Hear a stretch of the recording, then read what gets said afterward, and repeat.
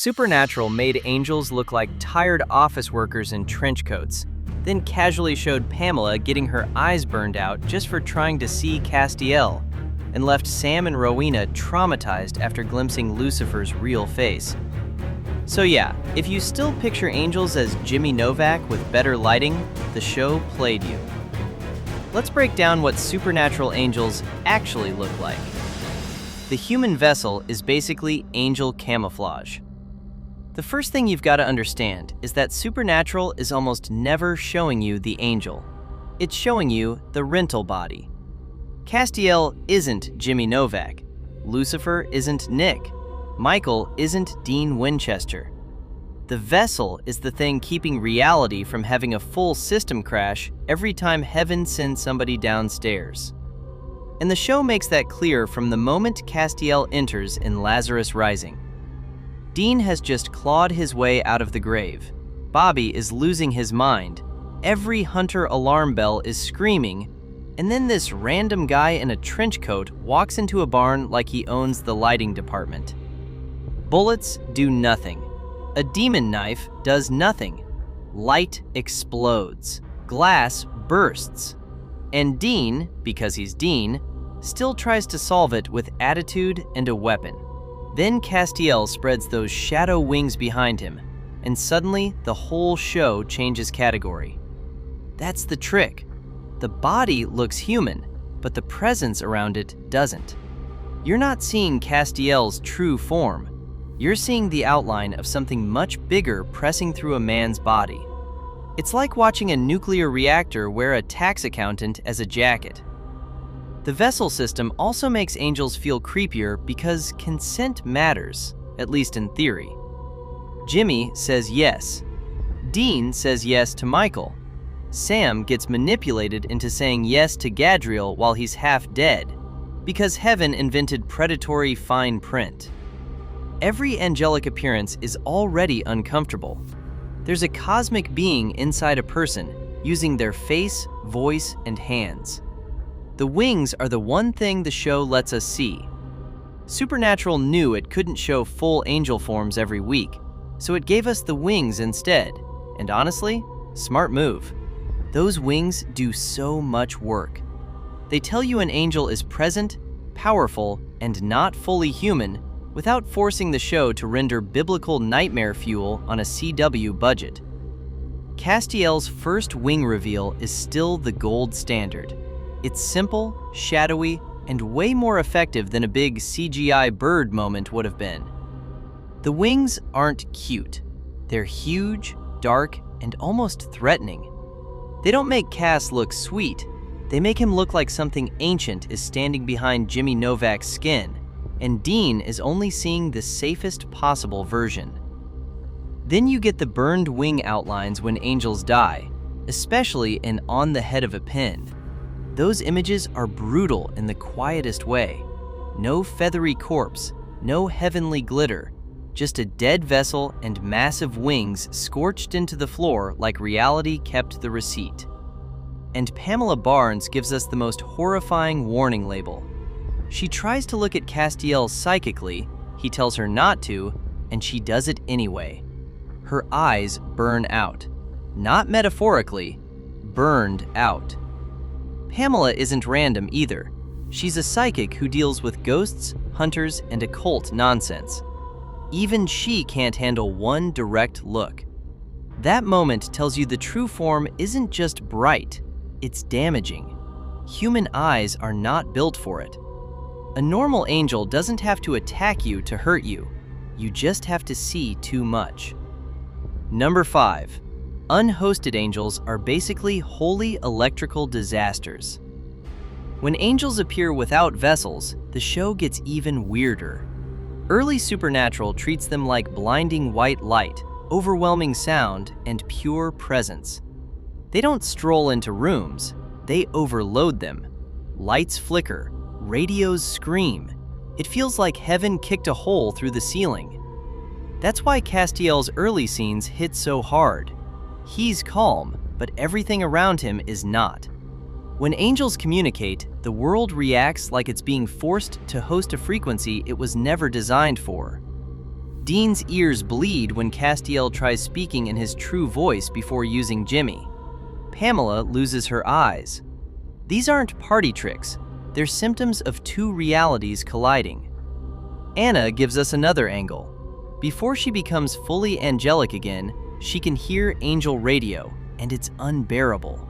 She isn't seeing winged people with harps, she's receiving heaven like a psychic migraine. Later, when angels fall, the show shifts into glowing energy and smoky forms. And yeah, sometimes it looks like Demon Smoke got a premium subscription, but the idea still works. What's funny is demons and angels start looking oddly similar when stripped down. Demons are black smoke. Angels become bright energy or pale smoke. Opposites, sure, but visually they're both invasive forces moving through a world built for bodies.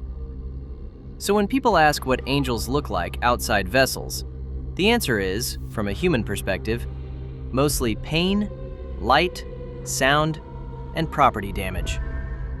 Heaven filters the horror because humans are weak. You'd think heaven would finally show us what angels really look like. They're home. Humans are souls. Bodies are optional. This should be the big reveal, right? Yeah, no. Heaven in Supernatural looks like memory rooms, bland hallways, offices, gardens, and occasionally the saddest corporate waiting area ever filmed. Angels still look like the actors we know. Zachariah still looks like Zachariah. Naomi still looks like she runs HR for emotional manipulation. Everyone is in human form, and at first it feels like the show chickened out. But Zachariah explains it in Dark Side of the Moon, and the explanation is cooler than the visual. Sam and Dean see him in a human shape because they're limited. Even as souls, they can't process his real form. Heaven is not showing them the truth. It's translating the truth into something their minds can survive. That makes every heaven scene creepier. When Zachariah threatens Dean, Dean might be standing in front of a multi-faced, six-winged celestial horror, but his perception autocorrects it into a smug guy in a suit. It also explains why heaven feels weirdly small. The show isn't saying heaven is literally offices and memory rooms. It's saying souls experience heaven through filters. The true scale is hidden because human perception keeps trimming the impossible parts off. So whenever angels appear normal upstairs, don't take that as proof they're human-shaped. Take it as proof the universe is protecting the audience from seeing what's actually in the room. Zachariah and Castiel casually expose the nightmare math. Zachariah has one of the funniest, terrifying lines in the entire show because he just drops biblical body horror like it's workplace small talk. He says his true form has 4 faces, one of them a lion, and 6 wings. Not 2, 6. 4 faces, 1 lion's face. Then he moves on.